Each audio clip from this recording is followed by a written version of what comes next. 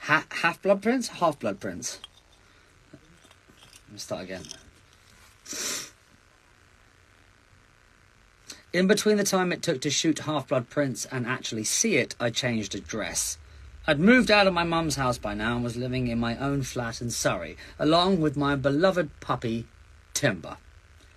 My dear friend Whitey moved into my old flat.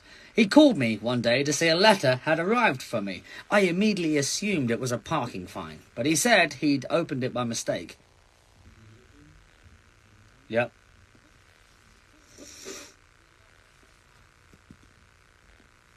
I immediately assumed it was a parking fine, but he said he'd opened it by mistake. It's from some guy called Joe, he said. Some guy called Joe. And it's got an owl on the top of the page. The penny dropped. What does it say? I demanded. I don't know. I haven't read it. Well, read it! Something about a half-blood prince? Safe to say, Whitey wasn't a fan. Just hold on to the letter, I told him. I'm coming round now.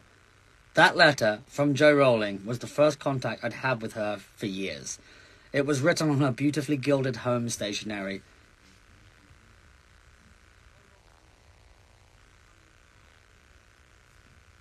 That letter from Jo Rowling was the first contact I'd had with her for years. It was written on her beautifully gilded home stationery. Said how pleased she was about the film had turned her.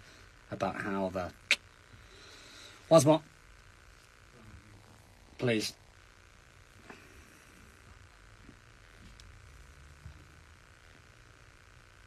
It was written on her beautifully gilded home stationery. Said how pleased she was about how the film had turned out and complimented my performance. Safe to say, that ended up in a frame and is still with me to the day.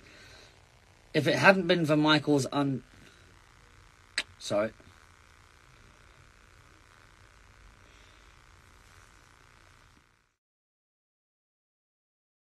Up in a frame and is still with me to this day.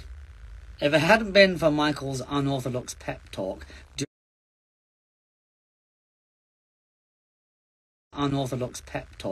during our breath of fresh air, however, it could have turned out very differently indeed.